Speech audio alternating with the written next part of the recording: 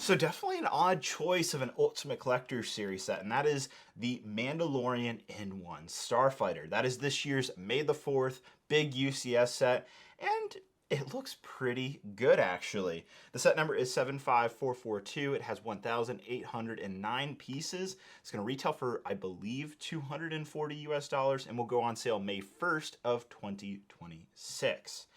So the price per piece ratio, not very good on this set. 1,800 pieces, $240. There's plenty of other UCS sets that have a much better price per piece ratio than this. However, one thing that the N1 has going for it is absolutely the sheer amount of metallic pieces, or drum lacquered pieces as LEGO will call it, or you could also say they're chromed pieces. They're not as shiny as the old chrome pieces, but they still are silver metallic kind of esque looking. LEGO Star Wars in the past hasn't really touched metallic pieces before. Like even the Razor Crest didn't have many, if at all. And so the fact that there is so much in this set is kind of exciting. I'll be curious to see how much pop that adds to the set. Of course, this is the second time we got an N1 Starfighter. There was the Naboo UCS N1. It was much smaller all the way back in the early 2000s. That thing goes for bonkers money today. And seeing this now makes me want a refreshed version of that Naboo Starfighter, and I do wonder if you can color swap this easily. I mean, there is a lot of differences between the Mandalorian version and the one that we see in Episode 1, but still, I'm sure it can be done. Now, taking a look at the back of the box here, you can see there is, of course, a stand, and this thing is a long boy. I mean, look at that tail. It comes all the way out. We're looking at 26 inches in length alone. And spoiler alert, I have seen this set already. I got to preview it last year in September of 2025 and have a one-on-one with the designer Cesar, who also so happened to design the Razor Crest UCS set, as well as the Death Star, as well as Jabba's sail barge, as well as so many other pretty iconic Ultimate Collector Series sets. So I have high hopes that this will be yet another excellent addition to the UCS collection. It is a bit of an odd choice, but of course with the Mandalorian and Grogu just around the corner, if not already in theaters, it does make sense. But we don't know if the Mandalorian N1 is actually going to be in the movie, because right now the focus is on that Generation 2 or Mark II version of the Razor Crest. What happens to the N1? We don't know at the moment. And so I'm curious, will this blow up like the Razor Crest did in the show? Only time will tell. But with all that said, I do want to thank LEGO for sending this set over for review, and let's dive into the in-depth of the brand new Ultimate Collector Series Mandalorian N1 Starfighter. So we're off to a pretty good start with the unboxing. At first, we have some loose pieces here, including some flex tube, a windshield piece, this giant 8x16 printed plaque, and that windshield is actually individually wrapped in its own bag. Mine came in a paper bag. Yours might come in a plastic bag, depending on where you're at in the world. As for that windshield piece, it is brand new and specific to this N1 Starfighter. And then we have to get to this, the giant sticker sheet. That is just always great to see, a giant sticker sheet and a $250 set. So initially I thought it was $240 for this set. Is actually $10 more at $250, which makes it even more of a question mark of whether this set is worth that price tag or not, especially given the low piece count. Now, as for the instructions, there is a giant opening of concept art about the actual N1 Starfighter and of course the Mandalorian version, and honestly, this just makes me want a normal N1 Starfighter now seeing this. But we'll get to that, because I actually took the time to look in to see if it was possible or not. There is a full introduction, of course, in the instruction manual, and there's actually quite a bit of interesting tidbits in there. But getting on to the model itself, look, I gotta be honest with you guys. I kind of love it. It's really, really good in person. Yes, it's a low piece count, but this thing's a looker. It is beautiful in person. But it's not a perfect set. We'll go through that here in a few minutes. What we need to talk about first is the elephant in the room, being that there's no exclusive minifigures in this set. So the first figure being, of course, the Mandalorian, Din Djarin, is a new version, but he comes in the other Mandalorian sets coming out at the same time as this. And I was a little disappointed by that. Maybe some side leg printing could have spiced this figure up, make it a little bit more interesting, maybe dual molded legs. And then as for Grogu here, he's also not exclusive. It's a new version of him, but he's also showing up in other cheaper sets. So no exclusive minifigures in this set. Make that as you will. As for this printed plaque here in the middle, looks great, but there is some errors. Chris from Brickset let me know that the max speed is completely wrong. It's based off the original N1 Starfighter before it was modified. So Lego, you got to fix that one. But as for the stand itself, it is all tiled off, looks very nice. You can put the minifigures on either side. It has a slight tilt to it, and you're actually able to put the N-1 basically in any direction on this stand, and we'll take a look at that here in a minute. Also, I love that little bit of yellow here at the very top, just as another like hallmark to the fact that this is obviously a modified version of the N-1 Starfighter from episode 1. Moving on to the actual set itself, the Mandalorian's N-1 Starfighter. I think it's beautiful. I really do. It's really well done, guys. I'm not trying to just gush all day about this set. It is really something you're going to have to see in person to see what I'm talking about. It's just something about the angles and how meticulous this design is, and on top of that, the way it was built was extremely rewarding. You start kind of right in the middle of the body, quickly build out those wings, and then go backwards into the cockpit, and it was just really interesting to put this one together. Even though it is on the smaller side of 1,800 pieces, you would think that it would be a quick and over with build, but it felt like any other UCS set building this. Now, as for the display stand, as you can see, you can turn it around and create different angles and different ways to display the set, which is always something I'm looking for. Swooshability department is 10 out of 10. This thing is extremely sturdy, and you can absolutely swoosh it all over your room and have a blast. Now, the N-1 is absolutely an organic or flowing type design, and capturing that with Lego bricks is probably not the easiest thing in the world, but surprisingly, the designer made it happen, and it looks really good, even from the underside here. Now, it's not all perfect, and again, nitpicks here.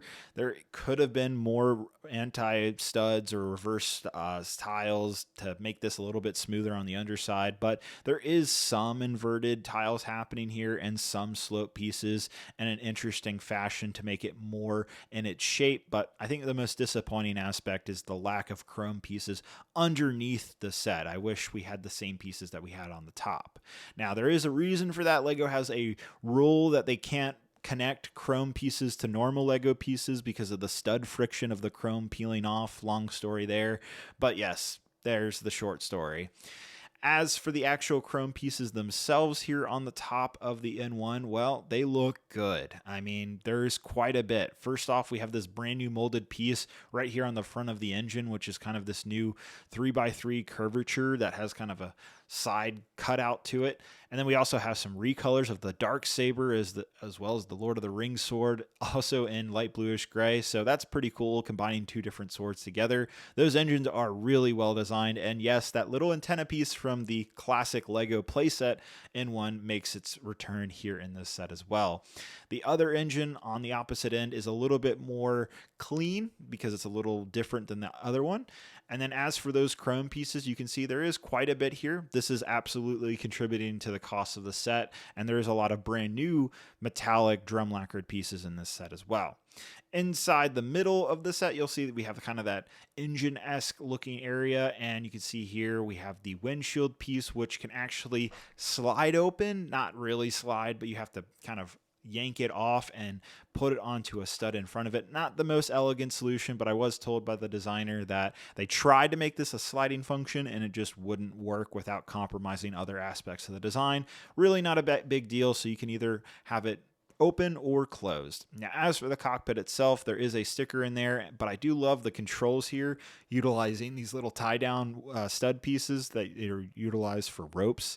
And then you can also see here on the back, there's this little glass globe. That's obviously where Grogu would be, or in the normal N-1 Starfighter, that would be R2-D2's head. So you can get an idea of scale here that, yeah, it's not to scale at all. And yes, you can put the Mandalorian and Grogu inside the cockpit. They do fit, but this scale right here is double the size of minifigure scale. So completely out of proportion. But if you want to, you can absolutely put the figures in there, even though it looks really silly. Probably one of my favorite details has to be the use of the super battle droid arms here on the side detail, like some maybe armor kind of ripped off, and you have the internal guts of the actual ship itself kind of poking through, and then you can see the assassin droid battle pack piece, that little kind of triangular elongated piece makes its return as the tail piece. And then just getting these angles with these tiles here on the side is also extremely impressive. And I can't tell you how sleek this thing really looks. I mean, I'm trying my best on camera, and I'm not going to lie, I also had a blast filming this on camera. It just looks really good, especially against the dark backdrop. But what really is annoying is all those stickers. Seriously, I can't believe the usage of stickers was so high on this set, because look at how beautiful this is. Wouldn't a set like this deserve printed pieces? In my eyes, it should. But the good is absolutely the design of this set. I cannot believe just how well done the organic shapes have come through with these pieces that the designer chose. It looks great. I mean, on first impression, I thought I was going to break this thing anywhere I touch it, but surprisingly, nothing falls off. It's a very sturdy set. As I showed earlier, it swooshes very well. And it looks fantastic on display. You have multiple different options. It's just unfortunate that LEGO just couldn't take it a step further with better figures and printed pieces, because it's an almost perfect set. But it's certainly not a cheap set. $250 is no chump change, and so we need to bring in the comparisons and see, does this even scale well to other Ultimate Collector Series sets? And of course, the first one I've got to compare it to is the Ultimate Collector Series Razor Crest, retailing for $600. It's no chump change either. $250 for the N-1, $600 for the Razor Crest, and I'm surprised how good they look next to each other. And it really, really makes me wish we had drum lacquered silver metallic pieces on the Razor Crest. It would have been it would have been so beautiful if it had those pieces. The N-1 is almost teasing us for what could have been, but regardless, they still look great next to each other, and it's pretty interesting to see that they're relatively the same length and width. It's just the height differences. Obviously, there's also an interior to the Razor Crest, a really good one, and more figures. Also, another $250 set. Just for fun, I'd bring in the Imperial Shuttle Tidarium, and yeah, this is a classic 2010 Ultimate Collector Series set, but it is interesting to see what $250 back then got you versus $250 today. They still both feel like Ultimate Collector Series sets. Obviously, I would choose the Tidarium if it was on sale, but it is interesting to compare the two. And personally speaking, I am still waiting for my refreshed, updated version of the Tidarium. I can't believe that hasn't been done yet. Hopefully one day we'll get that. But it's crazy to see a 16-year gap between Ultimate Collector Series sets here on the table. Finally, let's bring in the new Razor Crest, the whole $150 playset, and see that there is quite a size difference. But there's also a $100 price difference between the two, $250 versus $150. I mean, the playset Razor Crest is already overpriced. The N-1 Starfighter is definitely pushing it, in my opinion. Could be a $200 set, but with the chrome pieces and with the sheer size of the set, it does feel more like the normal $240-ish price that we normally get for an Ultimate Collector Series set. And that's where I stand, because the design is fantastic, the build was fun, it looks like an Ultimate Collector Series set, feels like it, but I hate to say it, the set absolutely has its shortcomings, but I love it. It's really, really good. Much better than I was expecting. You know, I saw a prototype version of this last year. It didn't have finalized windshield. These pieces right here were like 3D printed. They didn't have the actual chrome pieces. It was a much different model than what I have here in person, the actual final production. And it looks so good. And it didn't occur to me just how many brilliant techniques are going on here. The build experience for this set was just 11 out of 10. And then on top of that, the final build is just so unique. And it just really makes me want a normal N-1 Starfighter. Like just a yellow and chromed out version. And unfortunately, I even took the afternoon, went on Bricklink, searched up a lot of these slope pieces here on the back end, and a lot of these are not available in bright light orange or yellow. I'm sure someone will absolutely figure out a way to color swap this, but it won't be a one-to-one, like, just color swap every single piece to make it work. It just has to be redesigned to make current available either yellow or bright light orange pieces work, and that's really unfortunate, because I know the community is going to go to great lengths to make an N-1 Starfighter, a normal Naboo version of this set very quickly, but it's not going to be the same to what this set is offering. And to LEGO, please, fans want a normal Naboo N-1, because seeing this now at its scale, how much fun it was to build it, how sleek and beautiful this thing is. I mean, this was a much different Ultimate Collector Series experience than I was expecting. At this point, I'm just used to time after time again of getting remake after remake after remake. I mean, we've had like 3 or 4 versions of the X-Wing Starfighter, and it's just tiresome. And so something refreshing, a completely new design like this is so needed right now for Ultimate Collector Series. It's really well done, but it's not without its shortcomings. The sticker usage on this is heavy. There should have been more printed pieces. The fact that there's no exclusive minifigures in this set, just a little bit of side leg printing on Din Djarin would have gone a long way. Just making it a little bit more detailed to making it an exclusive minifigure would have pleased a lot of fans and probably would convince a lot of people to pick up this set. And then we have to talk about the elephant in the room, the low piece count with the high price tag. 1,800 pieces, $240. That does not seem like a very good deal for an Ultimate Collector Series set. And it's not. At the end of the day, this is a very low price per piece ratio. Not extremely, but definitely on the lower end. The thing that I can justify that price tag is the sheer amount of chrome pieces here. This is the most, I think, in any Star Wars set. Maybe not out of every LEGO set, but the most we've definitely seen in an Ultimate Collector Series set since the last time we got an N-1 Starfighter like 20 plus years ago. On top of that, we have 2 brand new molds in this set, one of which is a brand new chrome piece. And so those definitely contribute to the high price tag on this. Is this better than recent Ultimate Collector Series sets like the Jango Fett Starship of last year, the $1,000 Death Star, the UCS ATST Walker? Jango Fett Starship is definitely going to be my favorite in the most recent history. And the Death Star is growing on me, quite literally, with its size and how it looks and all that, but that's a discussion for another day. But this set in particular is just new. It's not a redesign of something we've gotten before. Jango Fett Starship, we had Boba Fett Slave 1 before, and so while it was a very new design of that ship, it was still something we had before. This, on the other hand, is genuinely new. Something about the build from this was just refreshing and fun and enjoyable, and I can recommend this set. Just barely. With the gift with purchase, I can recommend this. If there's no incentives, no double points, no gift with purchase for May the 4th, it's just a $240 set, seems a little too overpriced for me to recommend. But come a discount, $220, $200, I think this is a pretty good set. And I say this at the same time because we don't know what actually happens to the N-1 Starfighter, right? The Razor Crest seemingly is the brand new main ship in the Mandalorian and Grogu. And so what happens to this N-1 Starfighter? Does it just get blown up like the original Razor Crest does? Or does it get handed down to someone?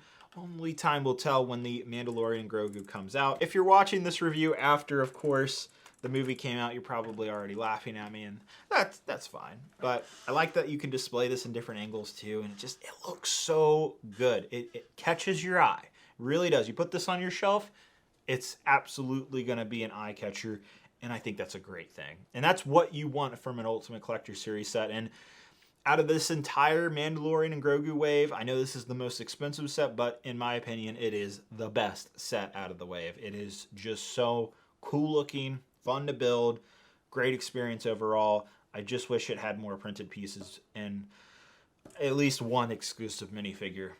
Let me know what you think down in the comments below, guys. Are you going to pick up the Mandalorian N-1 Starfighter once it drops here in a few weeks? Definitely curious. Thanks again to LEGO for sending this set over for a review. Hope you guys have a great, wonderful day, and I'll see you guys later. Bye-bye.